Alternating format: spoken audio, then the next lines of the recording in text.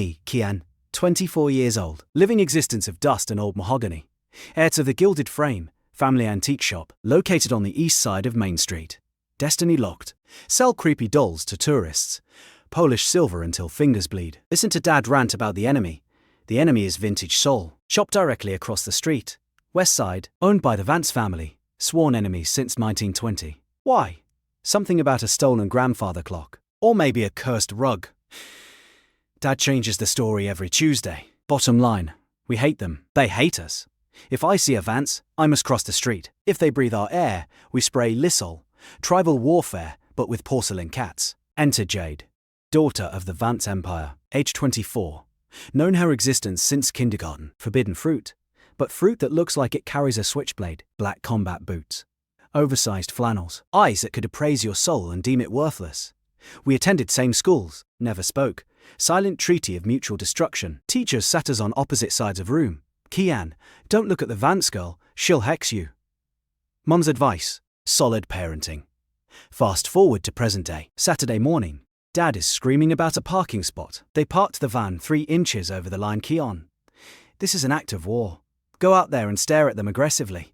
My job description is pathetic. I go outside. Cold wind. Jade is there, polishing the window of their shop. Aggressively. She sees me, stops. Squeezes the Windex bottle like a weapon. I do the awkward nod. Mistake. She scowls, turns her back. Message received. I stand guard by our gargoyle statue. Feeling stupid, suddenly, a delivery truck pulls up. Huge crate, driver looks confused. Package for the Gilded Soul? He reads the label. Wait, vintage frame? Address is smudged. Dad runs out. Mr. Stowe. Vance runs out. Both men, red-faced. That's mine, Dad yells. It's clearly a Victorian vanity. It's mine, Vance yells. They start tugging the crate, in the middle of the street. Traffic stopping. Horns honking. I look at Jade, she looks at me. Eye roll sync. 100% synchronization. First time we ever communicated. Telepathic message. Our fathers are idiots. Confirmed. Diver gets mad. Sign for it or I leave it on the curb. He dumps it on the center line. Drives off. Dad and Vance are now having a standoff. Kian! Guard the loot. Jade. Secure the perimeter. Both dads rush inside their shops to get crowbars. Or shotguns. Who knows? I walk to the crate. Jade walks to the crate. We are standing 2 feet apart. DMZ violation. Smell of vanilla and cigarette smoke. She speaks first. Voice is lower than I expected. Raspy. If my dad comes back with a bat, move left. I blink. What? He swings wide, she says. Your dad throws things. Vases mostly. You duck right. Brain buffering. How do you know that? She looks at me. Deadpan. I've been watching your family have meltdowns through the window for 15 years. It's my primary form of entertainment. I laugh. Unauthorized sound. Fair point. Your dad turns purple when he yells. I worry about his blood pressure. Me too, she says. I increased his life insurance last week. Silence. We just shared a joke. Universe did not collapse. Dad's return. Screaming resumes. We retreat. But the seal is broken. Next day. I'm at the local coffee shop. Neutral ground. Only place we are allowed to coexist. I'm ordering a latte. Barista calls. Jade. She's right behind me. Panic. Do I ignore? Do I hiss? She steps up. Grabs her black coffee. Looks at me. Your dad is currently painting a sign that says, Vance sells fakes. I groan. Head in hands. Please tell me you're lying. Nope. He's using the neon orange paint. That's the war paint, I whisper. I know, she says. My dad is loading the potato cannon. I look at her. Potato cannon. It's an antique spud gun from 1950. He thinks it's subtle. We stare at each other. The absurdity of our existence hits us. Can I sit? I ask. Risky move. High stakes. She shrugs. Free country, even for the enemy. We sit at a corner table, hidden by a fern. 20 minutes pass. We talk. Not about antiques. About games. About how bored we are. About how she wants to be a graphic designer. About how I want to code. But we are stuck inheriting the Dust Kingdoms. Connection level. High. Latency. 0. She's not scary. She's just tired. And funny. Sharp wit. Like a rusty saw. So, she says, why do they hate each other really? The clock, I say. No, it was the rug, she argues. My aunt said your grandpa stole a Persian rug in 1925. My dad says your grandpa stole the grandfather clock and melted it down for teeth fillings. We laughed. It's ridiculous. We should find out, she says. Eyes gleaming. Investigate. Yeah, detective mode. Break the cycle. If we get caught fraternizing, they will disown us. Worth it, she says. We exchange numbers, saved her as nemesis. She saved me as target practice. Operations begin. Week 1. Secret meetings in the library basement. Texting at 2 a.m. Dad is asleep, sneaking into the attic to check old ledgers. Roger that, I'm checking the basement archives. We find nothing about a theft. We find receipts, lots of them, strange dates. 1930, 1940, 1950, consistent payments between the two shops, consulting fees, shared storage rental, joint inventory purchase. Doesn't make sense. If they hated each other, why were they trading money? We meet at the park, midnight. Hoodies up, spies in the night. She shows me a photo she found. 1965, black and white, 2 men arm in arm, laughing, drinking beer. That's my grandpa, she points. And that's mine, I say. They look like best friends. So the war is fake, I ask. Or something happened after this, she says. We dig deeper. We start feeling like Bonnie and Clyde. Minus the bank robbery, plus the dust allergies, and the feelings. Oh no, the feelings. I look at her reading a document under a flashlight. Pale skin, concentrated frown, biting her lip. Heart rate monitor, unstable. Brain, don't do it. She's a Vance. Heart, she's perfect. We are sitting on a park bench. She looks up, catches me staring. What? Nothing. You have dust on your nose. She wipes it, smears it. Better. Worse. I reach out, wipe it off with my thumb. Static electricity. World stops spinning. She freezes, eyes wide. You're touching the enemy, she whispers. Tactical contact, I say, voice cracking. She leans into my hand, just for a second, then pulls back. We need to solve this before we do that. Agreed.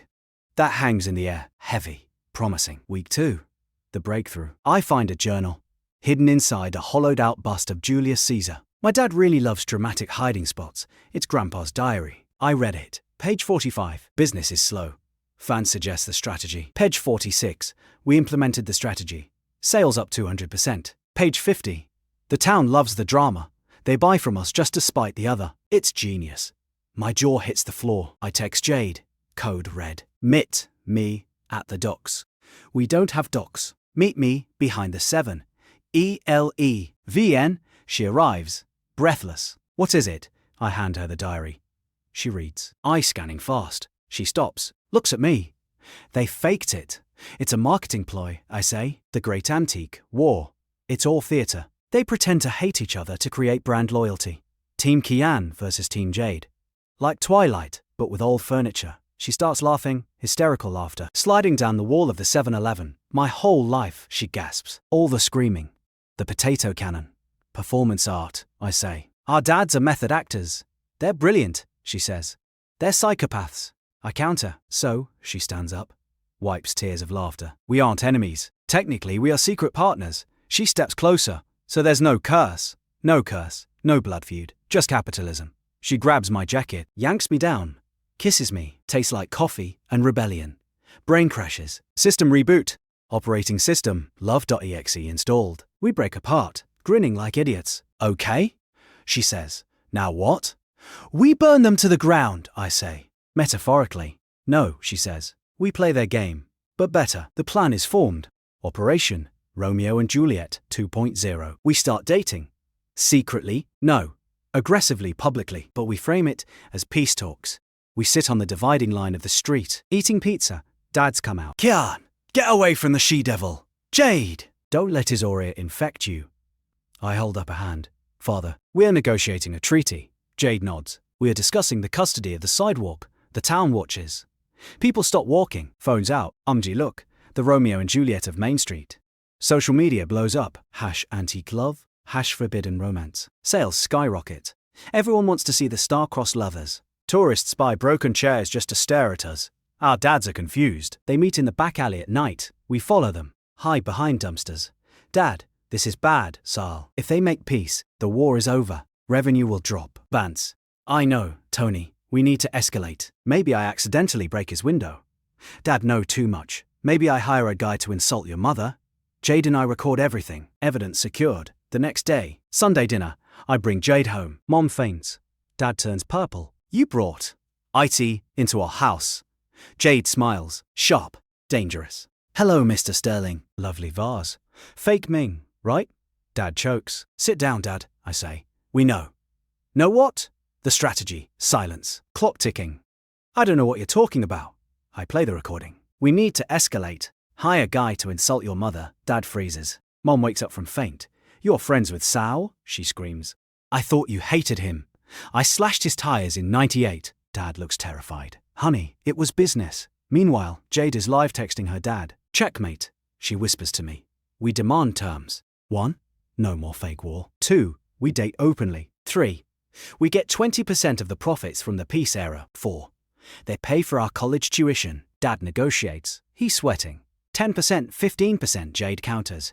And you have to admit my dad's beard is better. Never. 15% then. Deal struck. We walk out of the house, victorious, hand in hand. The town is confused.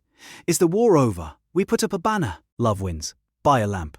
Business triples. People love a happy ending more than a feud. Who knew? Months pass.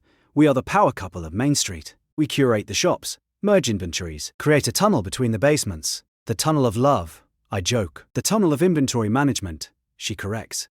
Romantic. One rainy afternoon. We are in the back room, sorting old jewelry. Jade finds a ring. Victorian onyx. Skulls and flowers. This is cool, she says. Puts it on her ring finger. Looks at me. Raises an eyebrow. Fits. Heart stutters. Is that a hint? It's a statement, she says. I'm keeping the ring. And the boy. I'm not an antique, I say. Give it 50 years, she smirks. You'll gather dust nicely. I kiss her. Dusty. Quiet. Perfect. Dad walks in. Hey, did you mark up the gud? Covers his eyes. Disgusting. Fraternizing with the enemy. He walks out. We hear him yell across the street. Sal, they're kissing again. It's gross. We hear Sal yell back. Good. Put it on the Instagram. We need to move those armchairs. We laugh. Be me. Date in the enemy. Richer than before. No more screaming. Just sarcasm and old furniture. And Jade, best heist we ever pulled. Stealing our own lives back. 10 tenths would betray family tradition again. Life is good. End of line.